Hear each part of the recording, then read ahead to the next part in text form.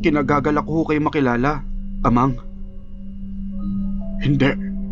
Sa totoo lang, kami ang nagagalak na makilala ka. Matagal ka na naming hinihintay. Matagal nang naghintay ang buong angkan sa'yo. Hindi ko alam kung ano magiging reaksyon ko sa mga salitang binitawan ni Amang. Medyo nahihiyang napakamot pa nga ako sa batok ko.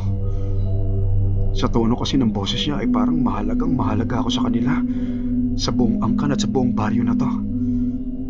Tila ba sobrang tagal na talaga nila akong hinihintay. Bukas na bukas ay ipakikilala kita sa mga kamag-anak natin dito sa baryo. Pero ngayon, kailangan mo munang magpahinga. Malalim na ang gabi. Matagal din ang naging biyahe ninyo ni Lucio. Tsak na